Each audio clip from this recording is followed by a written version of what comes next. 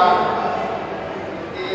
2026ஆம் ஆண்டு வளருடைய அரசியலை முடித்து வைக்கப் போகிறோம். அது எங்களை பொறுத்தவரைக்கும் தெரிகிறது.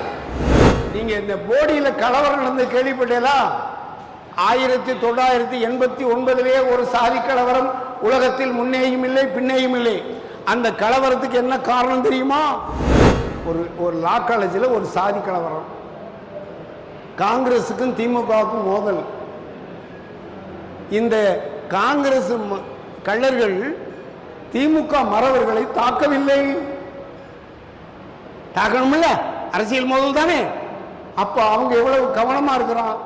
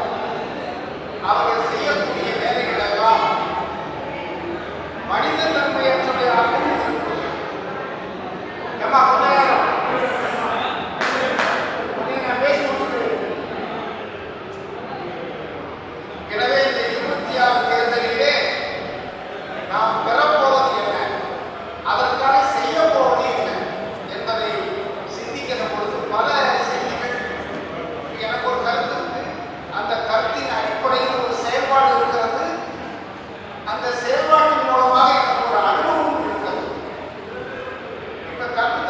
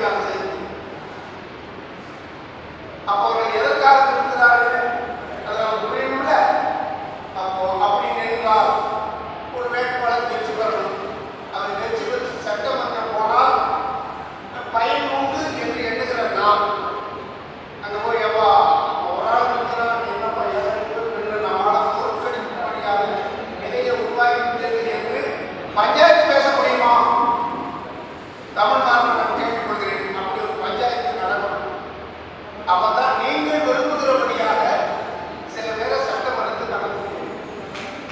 பல பேர் வந்து இருக்கிற இந்த அரசியல் திமுக அதிமுக ஆட்சியில் இருக்கிறது கடந்த 50 ஆண்டுகளாக.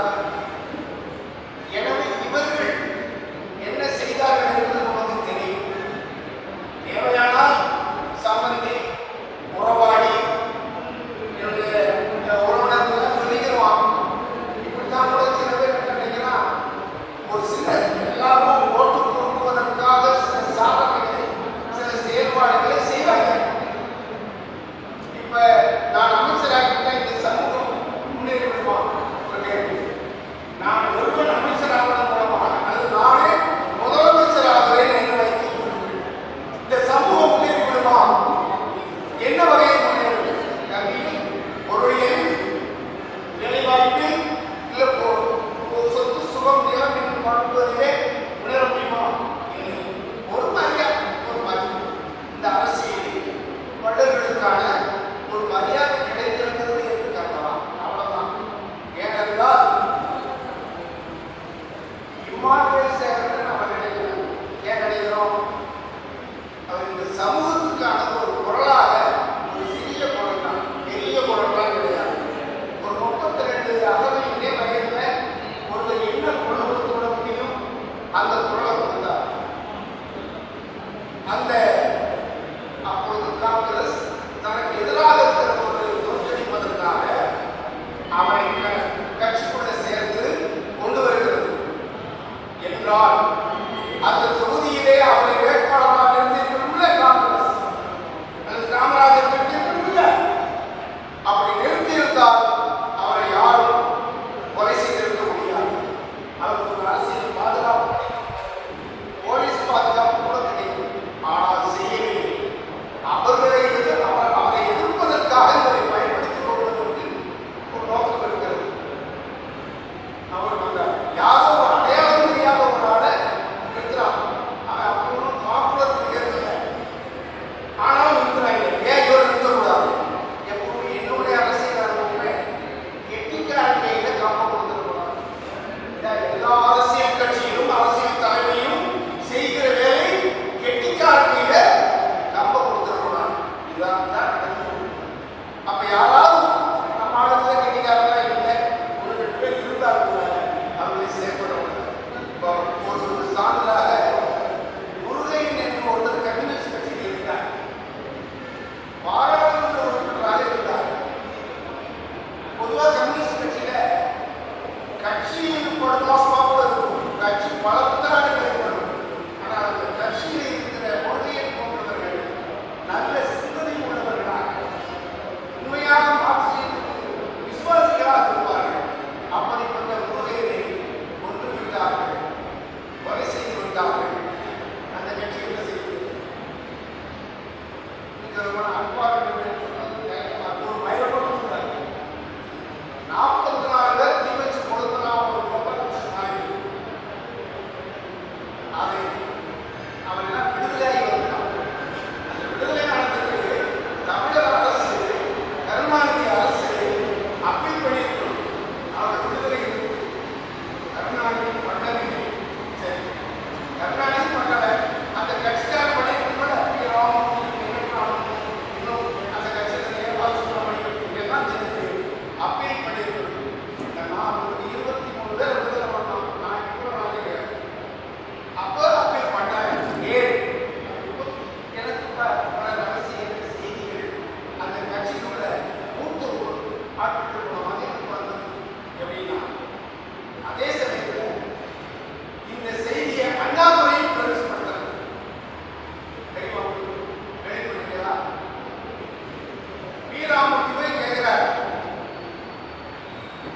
அண்ணாதுரையை சந்திச்ச உடனே, நீங்கள் இந்த 44 பேர் உண்மை படுகொலையை எதிர்த்து ஏதாவது நடவடிக்கை இறங்குவதானால் உங்கள் கோரிக்கையை நாங்கள் ஏற்க மாட்டோம். என்ன கோரிக்கை? திமுகவில் ஒரு சிபிஎம் மார்க்சிஸ்ட் கம்யூனிஸ்ட் கட்சி கூட்டணி அவர்கள் வெற்றிக்கு வருகிற பொழுது எம்ஆர் வெங்கட்ராமன் என்கிற ஒரு சிபிஎம் பார்ப்பானை மாநிலங்களவை உறுப்பினராக ஆக்குவதாக அண்ணாதுரை கொள்கை இருக்கிறார்.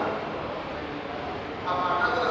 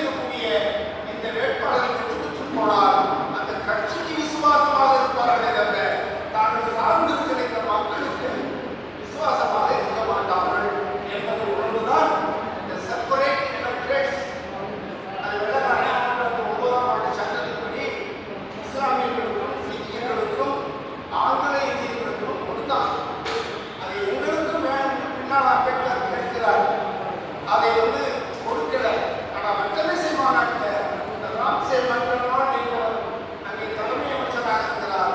அவர் இதற்கு கேட்பதில் ஒரு நியாயம் இருக்கிறது. எங்களை திமுக அதிமுக காங்கிரஸ் தேர்ந்தெடுத்து அனுப்பாது. எனவே எங்களை எங்கள் மக்களே ஓட்டு போட்டு தேர்ந்தெடுக்கும்படியான அந்த அரசியல் முறையை உருவாக்க கேட்கலாம். இப்ப இந்த தொகுதியில 1 லட்சம் ஷெட்யூல்டு காஸ்ட் வாக்காளர்கள் அப்படின்னா இது 2-3 தொகுதியோட சேர்ந்து வரும்.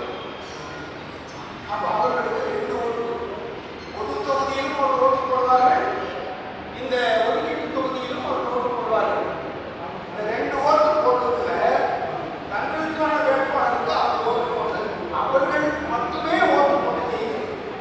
இதைத்தான் செப்பரேட் எலெக்ஷன் என்று பழைய காலத்தில் உருவானது. அப்புறம் அவர் தாண்டி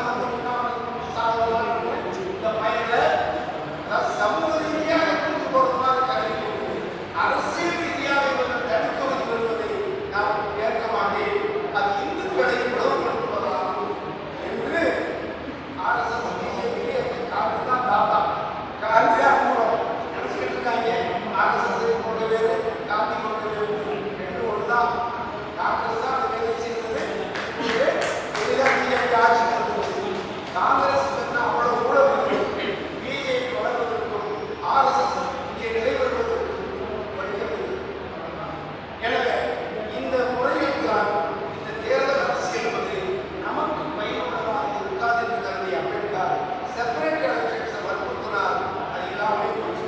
காந்தி கடைசி வரையில் நான் சாகுவதை அம்பேத்கர் சொல்லுவார், எதற்கும் இந்துக்கள் ஒற்றுமைக்கு, இந்து முஸ்லிம் ஒற்றுமைக்கு அல்லது சுதந்திர போராட்டத்திற்கெல்லாம் சாகுவரை உண்ணாவிரதம் இருக்கிற காந்தியா ஷெட்யூல்டு காஸ்ட் பட்டியல் வகுப்பாருக்கு தனி தொகுதி கொடுப்பதற்காக சாகுவரை உண்ணாவிரதம் நம்முடைய அரசியல் அந்த சுயம் அரசியல் தன்னுரிமையை இழக்க வைத்தார் காந்தியா. இப்படி எல்லாம் வருகிற போது 52 தேர்தல் வருகிறது. அந்த பொது தேர்தலில் ஜாயிண்ட் எலெக்ஷன் 48 தொகுதிகள் இரட்டை நம்பர் தொகுதியாக இருக்கு. இப்ப 62 வரையில 62 தனியா 48 தொகுதியை ஒதுக்கிட்டாங்க. அதுல ஷெட்யூல்டு காஸ்ட் மட்டும் தான் நிற்க முடியும், பொதுவாக நிற்க முடியாது. எல்லாரும் அப்ப எல்லாரும் ஓட்டு போடுகிற போது நான் ஒரு குறிப்பாக சொல்கிறேன், 2 பேரை சொல்கிறேன். எங்க அக்கா நியூஸ் சொல்லணுமா பல முறை எம்எல்ஏவா இருந்தாங்க. எனக்கு அக்கா சொல்றேன் சொந்தம். அது ஏமா நீங்க சட்டமன்றத்தில் பேசணுமா அப்படின்னு சொல்லுகிற போது ஏப்பா அதெல்லாம் பேச முடியாதுப்பா, அது ஐயா பெரிய ஐயா கேட்கணும், யாரு காங்கிரஸ் கேட்கணுமா, இந்த அடிமை அந்த போராட்டத்தை கேட்கணும். அப்ப என்னமா இருக்கும், நீங்க அதுதான் ஒரு தேர்ந்தெடுத்து அனுப்பணும். நீங்க மீண்டும் அந்த தேர்தலுக்கு வரவே இல்லை, எங்களுக்கு ஓட்டு கேட்டு வரவில்லை, பள்ளத்தை ஓட்டு போட்டு நான் வந்து ஜெயிக்க வேண்டிய அவசியம் இல்லை அப்படின்னு எங்க அக்கா சொல்லிட்டாங்க. இதே மாதிரி பழைய கக்கன் இருந்தார். அது அவருக்கு மூத்தவர் வருவார். போய் ஒரு கோரிக்கையை ஒரு அமைச்சராக இருந்தால் கேட்கிறார், எப்பா அவர் மூத்தவர், எப்பா கக்கா வேலையை செய்யணுமாப்பா, அதான் செய்ய முடியாது. ஏப்பா நீ மந்திரிப்பா, உங்க ஐயா காமராசரை கேட்கணும் செய்ய, உன் விருப்பத்துக்கு செய்ய வேண்டாம் அப்படின்னாரு. அதை செய்ய முடியாதா அப்படின்னு கக்கா நீ ஊருக்கு போனா ஓட்டுல போனா பார்த்து போனா பாரணையில ஓட்டு போட்டு ஜெயிக்கிற அவசியம் இல்லை. அடுத்தது நல்ல மனிதன் வேறு, அப்புறம் சாப்பிட்டு வேறு. ஆனால் காரியத்தை சாதிக்கக்கூடிய கெட்டியாக அந்த மக்கள் எந்த மக்களும் சொல்லி கொடுத்து நாம் அந்த இடத்துக்கு வந்தோமோ அந்த மக்களுடைய கோரிக்கை, அதாவது அந்த மக்களுடைய பிரச்சனைகள், குறைபாடுகள், அவருடைய தேவைகளை நிறைவு செய்யக்கூடிய ஆளாக அப்படிதான் நம்ம எதிர்பார்க்கணும்.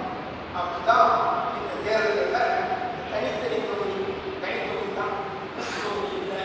இப்போ இதில் மாறு வந்துடும் அப்படின்னா இப்போ நம்ம இவர் ரொம்ப பேர் மணிப்பாண்டின்னு ஒரு தொகுதி இருக்கிறோம்.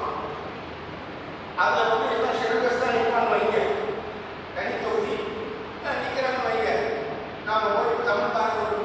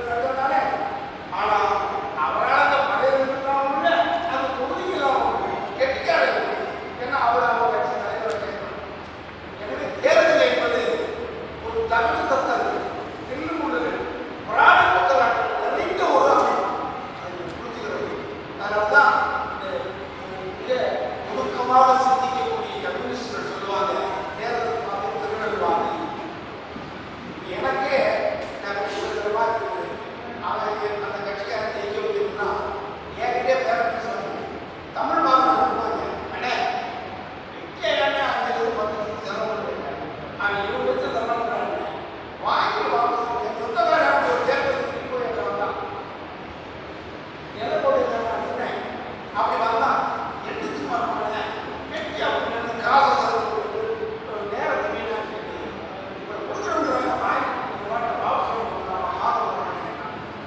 இப்போ பார்த்துக்கலாம். எனவே இப்படி நடந்தால் என்ன செய்யும் எல்லாம் நீங்கள் செஞ்சீங்க என்ன செய்யலாம். நீங்க வந்து தீவிரமா நீங்க வேலை செய்ய வேண்டும். 26 இலக்கென்றால் ஒரு 10 பேராவது நீங்கள் விருப்பப்படினாங்க ஒரு கெட்டிக்காரத்தனம் உள்ளவர்களா ஒரு 10 பேர் அனுப்ப முடியும். அது பல்வேறு கட்சியில் இருப்பாங்க. கட்சியை பற்றி நம்ம கலக்கணும். இவர் போனால் நல்லா இருக்கும் அப்படின்னா அவருக்கு எதிராக போட்டியிடுகிறவர்களை பள்ளர்களாக இருந்தால் அவர்களை வாபஸ் வாங்க மக்களாக தான் பண்ணாங்க. ஏன்னா வள்ளல்கள் மட்டும் தனித்திருந்து வெற்றி பெறக்கூடிய தொகுதிகளெல்லாம் இருக்கா தனித்து எப்படி ஓட்டு போடுவான், எவ்வளோ ஓட்டு இருக்கு. இப்போ அதாவது நீங்கள் இந்த போடியில் கலவரம் நடந்து கேள்விப்பட்டீங்களா? 1989 ஒரு சாதி கலவரம் உலகத்தில் முன்னேயும் இல்லை பின்னேயும் இல்லை. அந்த கலவரத்துக்கு என்ன காரணம் தெரியுமா? இந்த தேர்தலுடைய தில்லுமுள் தான். அந்த தொகுதியிலே 51 பள்ளர்கள் ஓட்டு, 51%. கண்ணே ஐயா கேளுங்க, இந்த புள்ளியூர் ரொம்ப முக்கியமானது. ஒரு வரலாற்றினுடைய அடிப்படையை சொல்லிக்கிட்டு இருக்கேன். அந்த போடி கலவரத்தில் போடி மீனாட்சிபுரம் என்கிற பள்ளர்கள் ஓட்டு, 49% மற்றவர்கள் ஓட்டு. அதில் கவுண்டர் இருக்காங்க, நாக்கியர் இருக்கிறாங்க, கள்ளர்கள் இருக்காங்க, இன்னும் சிலர் இருக்காங்க. அப்போ என்ன பண்றான், அந்த எதிரணியை சார்ந்த ஒருவன் பள்ளர்கள் ஒரு ஆளை தயார் பண்ணி காசு கொடுத்து நிறுத்த வைக்கிறான். அவன் ரெண்டா பிரியுதா? சரி, அவன் கோளார 49% வாங்கி ஜெயிச்சுட்டு வந்துடுறான். இவன் 51% ரெண்டா பிரியுது. இந்த சூழ்ச்சி, இந்த தேர்தல் தில்லுமுள்ளெல்லாம் நாம் தெரிந்து கொள்ளணும். இப்படியெல்லாம் நடக்கும். அப்படி பண்ணலது தான் பிரசிடெண்ட் ஆகி அவனை பற்றி ஜான் பாண்டியன் பேசி நாம் பேசி ஒரு பெரிய கலவரம் வந்து ஒரு 70-80 முக்குளத்தோரை காணவில்லை, ஒரு 20-30 பள்ளர்களை காணவில்லை. அப்படியே செத்து போயிட்டாங்க, வெட்டி கொண்டாச்சு. அதற்கு பின்னால் தான் பள்ளர்களாகிய நமக்கு ஒரு எழுச்சி வந்தது. அதுக்கு முன்னாலும் கிடையாது பின்னாலும் கிடையாது. இம்மானுவேல் சேரனை வெட்டி கொள்ளுகிற போது பெரிய அளவுக்கு அந்த பகுதியை தவிர வேறு ஒரு அசைவு இல்லை. ஆனால் போடி கலவரத்துக்கு பின்னால சாத்தூர், ராஜபாளையம், திருநெல்வேலி, அப்படியே அண்ணாசாமி தேவர், நல்லகண்ணு ஒரு ஆள் இருக்கானே, அவங்க மாமனாரை கொள்ளுகிற வரையில் அந்த கலவரம் தொடர்கிறது. புரியுதா உங்களுக்கு? அப்போ இவ்வளவு விவகாரமும் இந்த தேர்தல், ஓட்டு, அதிகாரம், பதவி, அதற்காக அவர்கள் செய்கிற சூழ்ச்சி. இப்போ இப்படி பண்ணால் என்ன பண்ணுவாங்க? அதே போல் ஒரு ஊரில் 2 பள்ளர்கள் எத்தனை பிரிவுன்னு தெரியும்ல? இப்போ இருக்கிறதே 10 பிரிவு இருக்கிறான். அஞ்ஞா, அம்மா, அத்தா, சோழியன், கடையன் என்றெல்லாம். ஒரு பள்ளலுக்கு ஒருத்தன் சம்பந்தம் கிடையாதுங்க. பறையர்கள் கும்மிடி பூண்டியிலிருந்து நாகரகோவிலில் போய் கல்யாணம் பண்ணிக்கிறான். நீங்கள் அப்படி பண்ணி கொள்கிறீர்களா? நான் ஒரு பகுதியில் வேலை, எந்த பகுதின்னு சொல்ல மாட்டேன், ஒரு பகுதியில் வேலை பார்க்கும்போது இந்த ஊருக்காரன் 4 ஊர் தள்ளி போய் சம்மந்தம் பண்ணுறான். ஏப்பா, இந்த உன் பொண்ணுக்கு உரிய மாப்பிள்ளை இந்த ஊர்களே தேடலாம்ல? அவங்க எங்கள் ஆளுகள் இல்லை, அவங்க வேறு செக்ஷன் அப்படிங்கிறாங்க. இதெல்லாம் இப்போ இந்த சில பேர் பேசுகிறீங்க ஒற்றுமை ஒற்றுமை ஒன்றா, அதெல்லாம் ஒரு காலம் நடக்காது, நடக்க தேவையும் இல்லை. இங்கே இருக்கிற பொண்ணுக்கு மாப்பிள்ளை அந்த ஊரில் தான் இருக்குன்னா அது அந்த ஜாதிக்காரன் அங்கே தான் இருக்கேன். அப்படி என்றால் இந்த பிளவுகள் பிரிவுகள் எல்லாம் மாறுவது என்பது இல்லை. இப்போ நான் திருநெல்வேலியில் வேலை பார்த்தேன், திருச்சியில் வேலை பார்த்தேன், சென்னையில் வேலை பார்த்தேன், கோவையில் வேலை பார்த்தேன், கிட்டத்தட்ட தமிழ்நாடு முழுக்க வேலை பார்த்து அப்போவே பல அனுபவங்களை பெற்றவன் நான். அது நடக்குதில்லை. நானே அது முதன்முறையாக அப்படி கிராஸில் பண்ணி கொடுத்தது எங்கள் அண்ணன், நானும் தான், என் குடும்பம் தான். எங்கள் அண்ணன் மாப்பிள்ளை யாருன்னு தெரியாமலே கட்டி கொடுத்தாரு. அதே மாதிரி என் பொண்ணை மாப்பிள்ளை யாருன்னு தெரியாமலே தேனி மாவட்டத்துக்காரர் ராமநாதபுரத்தில் பொண்ணு கொடுத்தேன். இது இயல்பாக நான் பண்ணது, நான் இயல்பான சிந்தனை உள்ளவன், அதனால் பண்ணிட்டோம். இன்னும் சொல்ல போனால் எங்கள் குடும்பத்தில் எல்லா ஜாதியிலையுமே பொண்ணு தள்ளிட்டு வந்துட்டாங்க, கடத்திட்டு வந்துட்டாங்க. நான் அந்த கல்யாணத்தை இல்லை நான் தான் பண்ணி வச்சு. ஏன்னா நான் அரசியல் இருக்கிறதுனால என் பாதுகாப்பில் அவர்கள் பத்திரமாக இருக்க முடியும் என்று நாயுடு, உள்ளமாறு, கோனாறு, வன்னியர் அவ்வளோ பேர் வீட்லேயும் என் பேரமார்கள், எங்கள் அக்கா பேரமாரு, என் பேரமார்கள்லாம் கல்யாணம் பண்ணிட்டு வந்துட்டாங்க. இது மாதிரி அந்த செக்ஷன் விட்டு செக்ஷன், பிரிவு விட்டு பிரிவு நாம் உறவு கொள்வதற்கு தயாரா? இதெல்லாம் நினச்சி பார்த்தா நாம் தேர்தலையும் சிந்திக்கணும். சமூக ஒற்றுமை என்பதெல்லாம் ஏற்படாது. ஆனால் இப்போ நான் அடி வாங்கும்போது ராமகிருஷ்ணன் ஓடி வரணும், என்னப்பா எங்கள் சகோதரனை அடிக்கிறேன்னு வரணும். அப்படி வருவான்? ஒரு லா காலேஜில் ஒரு சாதி கலவரம், காங்கிரஸுக்கும் திமுகவுக்கும் மோதல். இந்த காங்கிரஸ் கள்ளர்கள் திமுக மறவர்களை தாக்கவில்லை. தாக்கணும்ல, அரசியல் மோதல் தானே. அப்போ அவங்க எவ்வளவு கவனமாக இருக்கிறான், எவ்வளவு உணர்வோடு இருக்கிறான், எவ்வளவு அந்த சமூக பாதுகாப்பு உணர்ச்சி அவனுக்கு இருக்கு. இதையெல்லாம் தாண்டி தான் அவன் நிற்கிறாங்க, தேர்தலை சந்திக்கிறாங்க. எந்த கட்சியாக இருந்தாலும், நயினார் நாகேந்திரன் பிஜேபியா, அவங்க அப்போ நயினார் ஆர்எஸ்எஸ்ஸா பிஜேபியா? இல்லை. கரெக்டாக எதில் சேர்ந்தால் எதில் அடிக்க முடியும் அதை பண்ணிடுறாங்க. அவர்களுக்கு அரசியல் என்பது கஞ்சா விற்பதற்கும், இதை சொன்னால் நாளைக்கு எங்கிட்ட மல்லுக்கட்டுக்கு வருவாங்க, கஞ்சா விற்பதற்கும் கள்ளச்சாராயம் காய்ச்சி விற்பதற்கும் காவல்துறை வருவாய்த்துறைகளை எல்லாம் வசப்படுத்துவதற்கும் இந்த அரசியல் என்பது பயன்படுகிறது. எனவே எதை வேணாலும் கொடுப்பாங்க, எதை வேணாலும் பெறுவாங்க. அந்த அளவுக்கு பள்ளர்கள் இல்லை என்பதுதான் நம்முடைய பலவீனத்தை ஒத்துக்கொண்டு இந்த பலவீனத்தை எப்படி களைவது என்று நாம் பேசணும். தூத்துக்குடி விளாத்திக்குளமும் கோயில்பட்டியும் திருநெல்வேலி இந்த 2 பக்க தொகுதியை பற்றி எனக்கு அதிகமாக தெரியலை. ஆனால் திருநெல்வேலி தொகுதி அப்படியே 55% மேலே பள்ளர்கள் இருக்காங்க. அது எப்படி விட்டான்னா, ஒரு ஒன்றியம், ஆலங்குள ஒன்றியம் திருநெல்வேலியோடு சேர்ந்துச்சு. அதில் வாழக்கூடிய பள்ளர்கள்லாம் கிறிஸ்தவ பள்ளர்கள். எனவே அவங்க ஷெட்யூல்டு கேஸ்ட் என்ற பட்டியலில் வராதனால திருநெல்வேலி என்ன பண்ணிட்டான், அதை சேர்த்துட்டான். அப்போ அந்த தொகுதியில் ஒரு ஆள் நிற்பான்னு வச்சுக்காங்க, எல்லா பயிலும் வருவேன். இந்த இப்போ முதுகுளத்தூர் தொகுதி வெற்றி பெறக்கூடிய தொகுதி தான். ஆனால் அதில் கோணார்கள் ஓட்டு போடுவாங்களா? ஜான் பாண்டியன் 9000 ஓட்டில் தோத்தாப்புல. கோணார்கள் தான் அங்கே வெற்றி பெற்றுட்டு வர்றான். சோபாலகிருஷ்ணன். கோணார்களும் பெரும்பான்மை இல்லை. அப்போது மற்றவர்கள் ஒன்று சேர்ந்து கொள்கிறார்கள். பள்ளர்களை தோற்கடிப்பதில் மற்றவர்கள் சேர்ந்து கொள்கிறார்கள். பள்ளர்கள் நிற்கிற வாய்ப்பு இருந்தால் பள்ளர்களையே எதிரிகள் போட்டியிட வைக்கிறார்கள் கூட்டாக. இதையெல்லாம் நீங்கள் கவனத்தில் கொண்டு பேசுங்க, பரிசீலனை பண்ணுங்க. அது நாம் இன்னைக்கு தானே இதை பற்றி சிந்திக்கிறோம். இனி எதிர்காலத்தில் இந்த தேர்தலையாவது நாம் அதை ஒரு டெஸ்ட் மாதிரி பண்ணி பாருங்கள். சில தொகுதிகளுக்கு போங்க, சில 5-6 டீம் அமைங்க. தென் மாவட்டங்களில் ஒரு 2-3 டீமு, இந்த கோவை தஞ்சாவூர் பகுதியில் ஒரு டீம் போய் இப்படி இருக்குது நிலைமைகள், நீங்கள் வாபஸ் வாங்கிக்கிட்டால் அவன் ஜெயிக்கலாம், இந்த ஒரு முறை விட்டு கொடுங்க. இந்த 2 பள்ளர்கள் இருக்கான்னு சொன்ன பாருங்க, அது பஞ்சாயத்து தேர்தலில் அவங்கள காம்ப்ரமைஸ் பண்ணோம். நீங்கள் இந்த தடவை வடக்கு தெருக்காரன் பிரசிடெண்ட், அடுத்த தடவை தெற்கு தெற்காரன் பிரசிடெண்ட்னு ஒரு சமாதானம் பண்ணோம். இதை விட வேடிக்கை, திருநெல்வேலி மாவட்டத்தில், அது இப்போ தூத்துக்குடி மாவட்டத்தில் இருக்குது, ஒரு சக்கிலியரை வெட்டி கொண்டுட்டாங்க தெலுங்கர்கள். அதில் பள்ளர் தான் ஏற்று நின்னார். அவன் என்ன பண்ணுறான், நாயுடு பூரா பள்ளர் நின்று ஜெயிச்சிடக்கூடாதுன்றக்காக சக்கிலியரை நிறுத்தி அவன் 100 ஓட்டு கூட இல்லை, அவனை பிரசிடெண்ட் ஆக்கிட்டாங்க. ஆனாலும் கூட அவன் என்ன பண்ணிட்டான், ஏப்பா சொடலை, நீ தோட்டத்து வேலையை வழக்கம் போல பாரு, துறை உன் நிர்வாகத்தெல்லாம் பார்த்துக்கிடுவான் அப்படின்னாங்க. அப்புறம் நாங்கள் போய் அவங்களை சமாதானம் பண்ணி அந்த சக்கிலியனை வெட்டி கொண்ட பின்னால் அந்த சக்கிலியர்களை சமாதானம் பேசணும்.